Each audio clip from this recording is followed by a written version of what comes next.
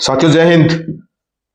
साथियों 3 नवंबर 2025 एक ऐसी तारीख थी जिस दिन फॉर्मली जो अपना पे कमीशन, एड पे कमीशन, उसका कंस्टिट्यूशन हुआ था, यानी कि उसका गठन हुआ था। और वहीं से 18 महीने का वक्त दिया गया था पे कमीशन को अपनी रिपोर्ट सौंपने के लिए। तो कौन सी तारीख थी वो? 3 नवंबर 2025। और इसके 6 महीने पूरे होते हैं 3 मई 2026 को, जो हाल में गई हुई है 2 दिन पहले, जो 3 मई गुजरी है उस दिन। तो 6 महीने के अंदर पे कमीशन ने कितने कदम बढ़ाए, पे कमीशन कहां तक पहुंचा, वो मैं आपको बताने वाला हूं। और साथ में जो एनसीजेसीएम और बहुत सारी यूनियंस हैं, उन्होंने अपने अलग अलग जो फिटमेंट फैक्टर की डिमांड की है। जैसा कि आपको पता है, सबसे मेन जो फिटमेंट फैक्टर है वो एनसीजेसीएम के द्वारा दिया गया है, और जिसको पे कमीशन सबसे ज्यादा सीरियसली लेगा वो है 3.83। लेकिन क्या मोदी सरकार 3.83 यानी लगभग 4 गुना वाला फिटमेंट फैक्टर दे पाएगी? जबकि आपको ये याद रखना चाहिए कि जो 7th पे कमीशन था उसके अंदर तो फिटमेंट फैक्टर दिया गया था 2.57। तो मोदी सरकार 2.57 है उससे कम भी नहीं देगी। और वो मतलब अपनी अपने जो कर्मचारी हैं सरकारी, उनको भी खुश करना चाहेगी। ठीक है। और उसके बहुत सारे रीजन है। 2029 के अंदर जो इलेक्शन है वो भी, और इनको अपनी पे कमीशन की घोषणा करनी है 2028, तो वो भी 2029 के इलेक्शन भी इनकी नजर में रहेंगे। तो ये 2.57 जो 7th पे कमीशन था, क्या उससे ज्यादा फिटमेंट फैक्टर देगी? देखिए, सबसे पहले 16 जनवरी 2025 ने प्रिलिमिनरी इंडेंट गवर्नमेंट ने दिया था, इनिशियल अनाउंसमेंट किया था कि हाँ हम पे कमीशन बनाएंगे। कब? 16 जनवरी 2025 को। 27 अक्टूबर 2025 कैबिनेट ने टीओआर, टर्म्स ऑफ रेफरेंस को अप्रूवल दी थी, कैबिनेट ने दे दिया था, और ऑफिशियल मैंडेट फाइनलाइज हो गया था, कि ऑफिशियली अनाउंस हो गया था कि हाँ अब अब क्या होगा, पे कमीशन कंस्टिट्यूट होगा। 3 नवंबर 2025 है जहां से 18 महीने की जो क्लॉक है वो शुरू हुई थी, कि 18 महीने में आपको अपनी क्या देनी है, रिपोर्ट देनी है। और यहीं पे फॉर्मल जो कॉन्स्टिट्यूशन है ऑफ द एट पे कमीशन, यानी एट पे कमीशन का गठन 3 नवंबर 2025 को हुआ था, और यहीं से 18 महीने काउंट होंगे। और इस 18 महीने के अंदर अंदर इनको अपनी रिपोर्ट देनी है। तो यानी रिपोर्ट कहाँ जाएगी? ये एंड में जाएगी दिसंबर के आसपास, 2000 कब, 27 के आसपास ना। हाँ, हो सकता है 28 की स्टार्टिंग में दे।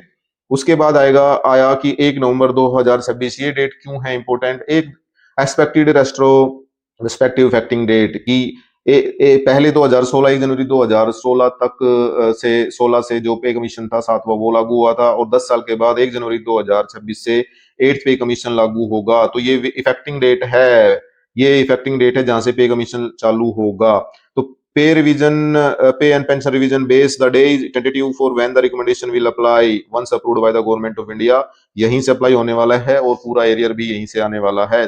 जैसा कि अभी 2026 का क्या चल रहा है, मई महीना चल रहा है। तो जितना भी टाइम गुजरेगा पीछे से आपको एरियर मिलने वाला है, और एरियर मिलेगा, डोंट वरी, क्योंकि गवर्नमेंट को 2029 में इलेक्शन में जाना है, सेंट्रल गवर्नमेंट को।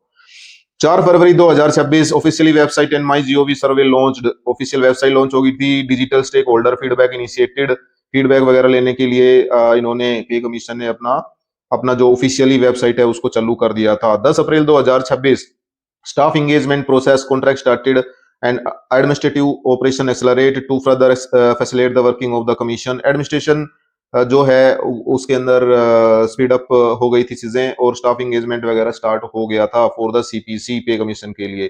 14 अप्रैल 2026 को 14 अप्रैल 2026 को एनसीजेसीएम, जो कि सबसे बड़ी संस्था है, ठीक है, जो यूनियन और पूरी सरकारी कर्मचारी पेंशनर्स को रिप्रेजेंट करती है, उन्होंने अपने 51 पेज का मेमोरेंडम दिया था। इसका मैंने पूरी डिटेल में एक वीडियो बनाया था, वो अपने चैनल पे उपलब्ध है। तो यहाँ से फॉर्मल स्टाफ साइड की डिमांड सबमिट की गई थी 14 अप्रैल को। इसके बाद यहाँ पे 28 अप्रैल दिखाया गया है जो दिल्ली मीटिंग हुई। लेकिन मैं बताना चाहता हूँ, एक 24 अप्रैल को जो इनकी पहली मीटिंग हुई थी देहरादून के अंदर, वहां से इनका जो मीटिंग का दौर शुरू हुआ था पे कमीशन का। और 28 तारीख से ऑफिशियली दिल्ली के अंदर मीटिंग हुई थी, जहां से एक्चुअली इसको बेसिकली असली बेस क्यू मीटिंग का माना जाता है, क्योंकि यहीं पे जो जस्टिस जो चेयरमैन ऑफ सीपीसी हैं, वो उन्होंने खुद मीटिंग ली थी एनसीजेसीएम के साथ। तो यहाँ से उनकी जो कंसल्टेशन है, मीटिंग है, वो उनको फेज मैनर में स्टार्ट हो गई 28 अप्रैल से दिल्ली की मीटिंग के बाद। 31 मई 2026 को जो मेमोरेंडम बढ़ा, 30 अप्रैल तक पहले मेमोरेंडम सबमिट करने की डेट थी, अब वो 31 मई 2026 कर दी गई है। तो आपको किसी को डिमांड देनी है, किसी भी यूनियन को या पर्सनली, तो वो 31 मई 2026 ऑनलाइन अपना मेमोरेंडम सबमिट कर सकते हैं। और साथ में जो अलग अलग शहरों के अंदर जो प्लान आ रहे हैं मीटिंग के, वो ऑनलाइन अपना अपॉइंटमेंट भी ले सकते हैं। किससे मिलने के लिए? पे कमीशन से मिलने के लिए। मई 2027 final report submission expected, 18 month deadline from the constitution. ठीक है। 2027 की यानी कि अब से ठीक 1 साल बाद ये 18 महीने पूरे हो रहे हैं, ठीक है। कब? मई 2027 को। तो यहाँ पे अपना पूरा रिपोर्ट दे देगा पे कमीशन, और ये उसके बाद थोड़ा कैबिनेट अप्रूवल, है ना, ये सब करने के लिए 6 महीने और लग सकते हैं। तो ये 1 जनवरी ऑफ 2028 तक पे कमीशन लागू होने की संभावना है। अब आते हैं अपने मेन मुद्दे पे। मेन मुद्दा जो था हमारा कि भैया क्या फिटमेंट फैक्टर कम से कम 3 होके रहेगा। तो इसके लिए मैं बोलता हूँ हाँ, कम से कम 3 फिटमेंट फैक्टर होगा। मोदी गवर्नमेंट से एक्सपेक्टेशन थोड़ी सी सरकारी कर्मचारियों को कम ही रहती है, लेकिन फिर भी मोदी सरकार नहीं चाहेगी कि जो पिछला पे कमीशन था उससे कुछ कम दिया जाए। तो पिछला पे कमीशन क्या था? पिछला पे कमीशन में 2.57 का फिटमेंट फैक्टर दिया था, और इससे ज्यादा फिटमेंट फैक्टर देने की कोशिश करेगी गवर्नमेंट। तो 3.0 मिनिमम देगी और इसका अनाउंसमेंट होगा। लेकिन क्या मोदी सरकार 3.0 सीधा साधा दे देगी? तो इसमें मेरे को थोड़ा सा पेच लगता है। तो मैं आपको बताता हूँ कि 3.0 या थोड़ा सा हाइयर यानी कि 3.15 वगैरह गवर्नमेंट दे सकती है। अभी हम लेके चलते हैं कि 3.0 फिटमेंट फैक्टर कैसे देगी। देखिए, गवर्नमेंट जो पिछली बार का जो पे फैक्टर था 2.57 उतना तो देगी, साथ में ये दिखाने के लिए कि हमने पिछली बार से ज्यादा दिया है। उसके लिए क्या करने वाली है? उसके लिए वो ये गवर्नमेंट क्या करने वाली है, जो 50% डीए है जो मर्ज होना था, 50% डीए आपकी बेसिक में मर्ज होना था, ये पे कमीशन के साथ में ही मर्ज करेगी आपका 50% डीए। ठीक है। तो 50% डीए जब पे कमीशन के साथ में मर्ज होगा तो 0.5 तो यहाँ से आपका फिटमेंट फैक्टर बढ़ जाएगा। और जो प्लस में 2.57 0.5 यानी 0.50, है ना। जो तो गवर्नमेंट क्या करेगी, जो आपका 50% जो डीए है वो पे कमीशन के टाइम पे मर्ज करेगी, जिससे क्या होगा, आपका बेसिक 0.50% तो बढ़ ही जाएगा।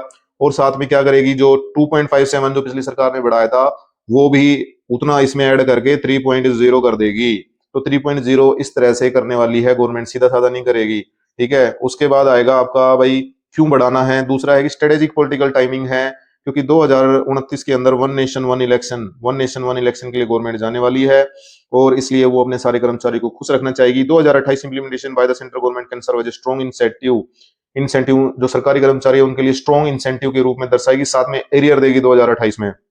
ठीक है। और अपना फिटमेंट फैक्टर 3.0 शो करेगी, ताकि क्या हो, 3.0 शो करेगी। क्यों करेगी शो? ताकि ये लगेगी लोगों को कि हाँ, जो पिछली बार है उससे ज्यादा दिया है। जबकि गवर्नमेंट क्या करने वाली है, साथ में डीए मर्ज करेगी बेसिक में और फिर 3.0 देगी। लेकिन 3.0 फिटमेंट फैक्टर होने की संभावना बहुत ही प्रबल है, मिलने की संभावना है। और ये पॉलिटिकल जो भी फायदे होते हैं वो गवर्नमेंट लेने की कोशिश जरूर करती है। 2029 में इलेक्शन है, 2028 में घोषणा है किसकी, पे कमीशन की। उसके बाद इकोनॉमी के लिए भी ये अच्छा रहता है, क्योंकि जैसे ही आप पे कमीशन में आप बढ़ाते हो तो जो परचेजिंग पावर है जो गवर्नमेंट एम्प्लॉइज यानी सिटीजन की, वो बढ़ती है, जिससे अपनी इकोनॉमी को एक बूस्ट मिलता है। ठीक है। तो जो इंक्रीज कंज्यूमर स्पेंडिंग है वो drives demand of goods and services की डिमांड बढ़ती है, और इससे इकोनॉमिकल एक्सपेंशन होता है और जीडीपी ग्रोथ होती है, टैक्स रेवेन्यू बढ़ती है। तो गवर्नमेंट के पास इससे 3.0 करने का रीजन है, और गवर्नमेंट 3.0 एटलीस्ट करेगी। ऐसी ही गुड न्यूज और ऐसी आपसे रिलेटेड न्यूज पाने के लिए इसके जो सब्सक्राइब मेरे चैनल का सब्सक्राइब बटन है उसको दबाना ना भूले। जय हिंद, जय भारत।